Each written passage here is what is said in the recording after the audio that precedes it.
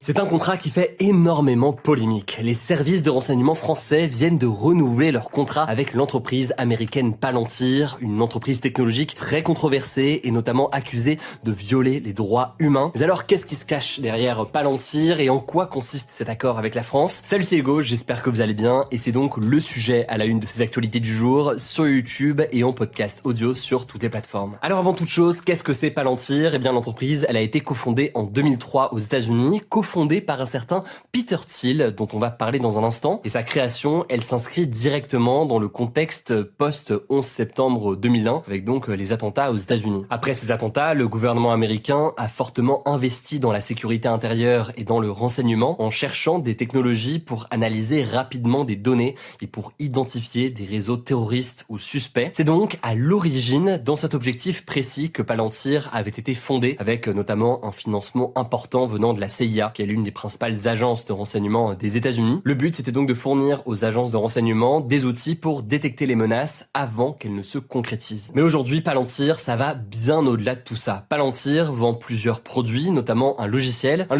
qui s'appelle Gotham et qui est principalement destiné à la défense ou au renseignement. Il s'appuie donc sur la puissance de l'intelligence artificielle pour analyser des données absolument colossales. Et sans rentrer dans les détails, le logiciel analyse par exemple les conversations sur les réseaux sociaux, les appels téléphoniques ou les images satellites, afin d'identifier en théorie des schémas ou des comportements jugés inhabituels. Et ces services, ils sont ensuite proposés à de nombreuses agences, que ce soit aux États-Unis, en Ukraine, au Royaume-Uni, en Israël ou encore en France. On revient là-dessus dans